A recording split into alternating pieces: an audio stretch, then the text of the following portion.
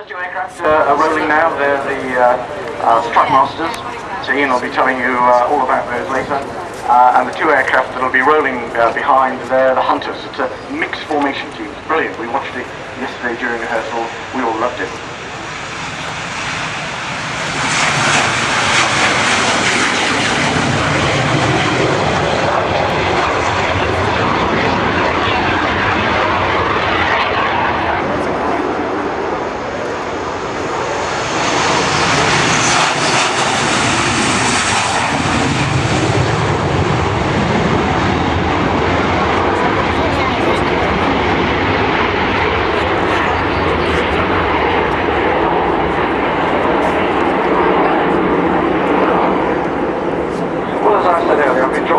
He's the display commentator. Get the cameras ready.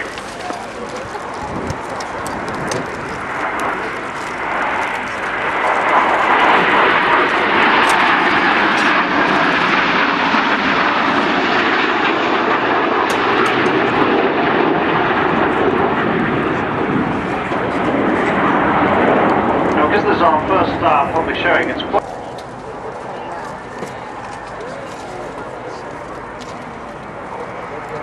just look at that shape, that looks very, very special indeed.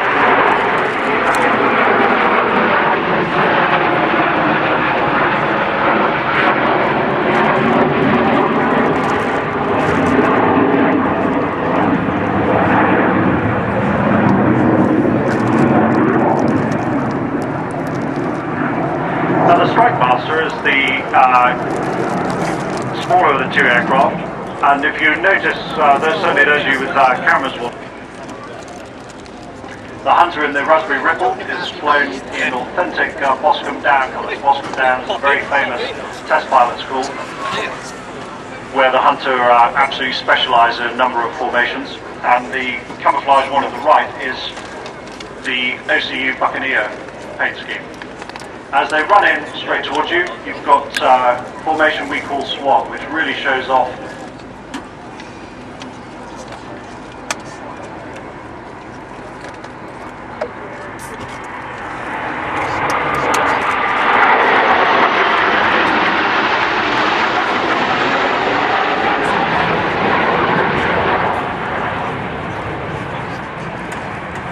You're seeing something pretty special here because this is the world's only private jet team.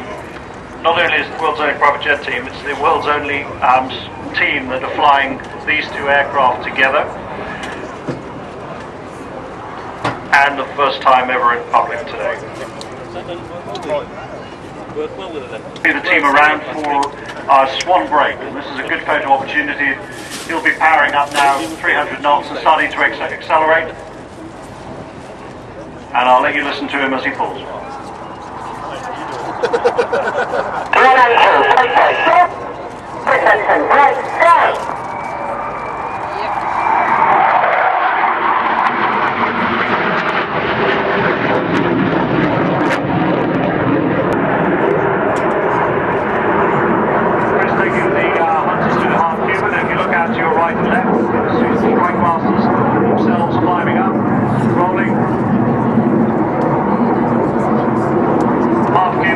Back towards 300 knots on the clock, coming in for an opposition break.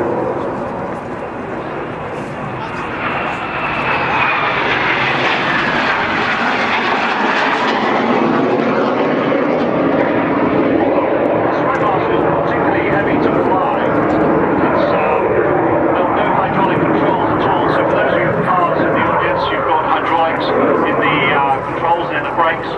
These guys are absolutely pulling with all their might now to maneuver the aircraft around. There's nothing else other than manpower involved.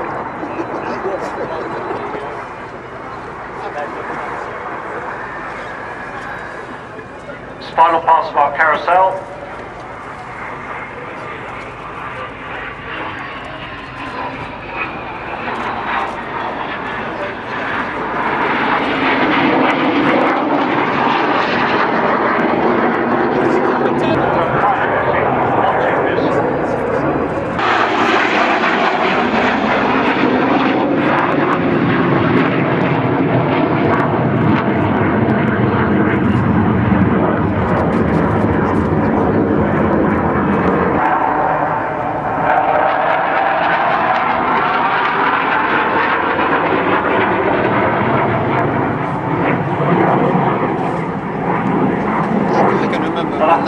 Hawker itself was described as the Spitfire of the skies by a Spitfire pilot called Charlie Brown.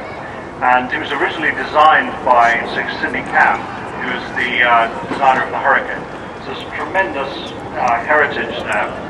And as pilots will, in the audience, describe, if an airplane looks right, it usually flies right. And certainly from my perspective here, it looks absolutely beautiful. So he's actually using throttle against air brake. And the reason for that is he's got much bigger engine, gives him responsiveness. And again, I'll just let you listen to them now. Builds air brake out.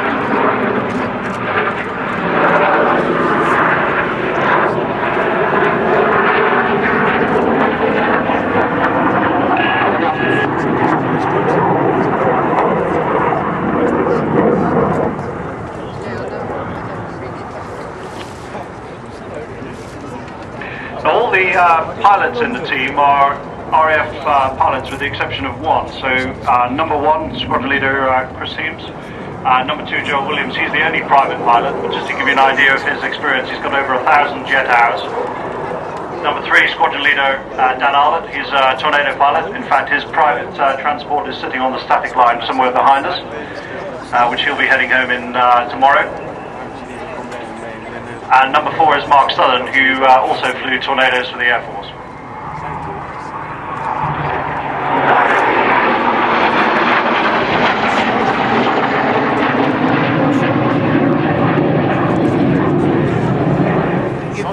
David. Yes, they do. The Hunters are going to fly a carousel now, flying quite hard over 4 Gs. Now for the Hunter guys, they've got nice G-suits protecting them, whereas for the Strike Masters, there's absolutely no G-suits at all. There's always a debate over who's going to fly the Strike Master and the Hunter. The big boys always go in the Hunter. You can always spot Gerald, he's the one who eats immediately after display. He says there are over 1,000 calories he loses each time.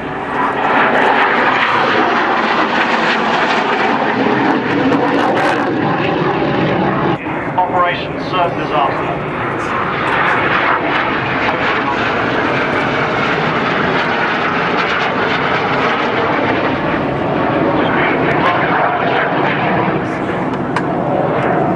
I can tell you when you're actually sitting in the cockpit and that.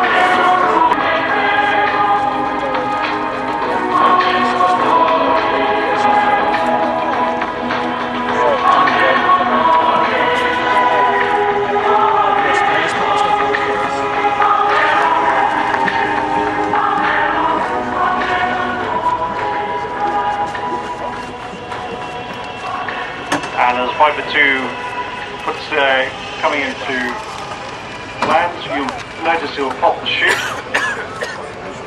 or at least we hope it comes out. That will certainly slow the aircraft down with a sudden deceleration. There it goes.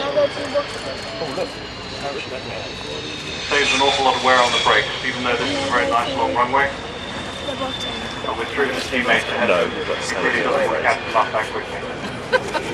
Sorry, Tom. Thank you very much, Mike.